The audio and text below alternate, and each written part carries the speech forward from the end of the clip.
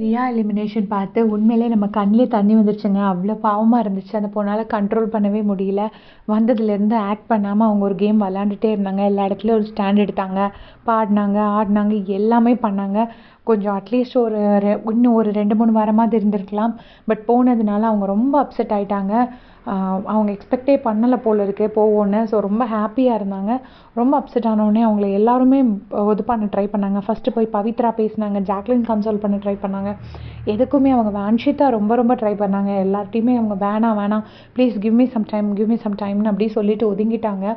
அதுக்கப்புறம் பார்த்தீங்கன்னா நம்ம முத்துக்குமரன் என்ன பண்ணார்னா, அந்த ஃபஸ்ட்டு கோல்டு மெடல் அவருக்கு கிடச்சது இல்லையா, அதை ஓடி எடுத்துகிட்டு வந்து அதை எடுத்துகிட்டு வந்தது கூட பெருசு இல்லைங்க. அதை எடுத்துகிட்டு வந்து அதை சாச்சனாட்ட கொடுத்து நீ போட்டு விடுமா அப்படின்னு சொன்னது.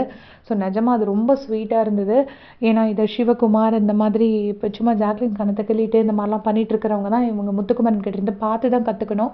ஸோ சும்மா இல்லைங்க, நான் தமிழ் பையன் சொன்னால் அதுக்கு ஒரு அடிக்க வருவாங்க.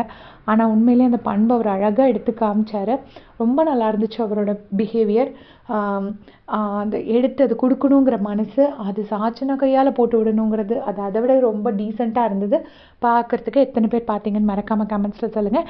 ரியா எவிக்ஷன் பார்த்து யாருக்கெல்லாம் அப்செட்டாக இருந்துச்சுன்னு மறக்காமல் அப்டேட் பண்ணுங்கள். தேங்க்ஸ் ஃபார் வாட்சிங்.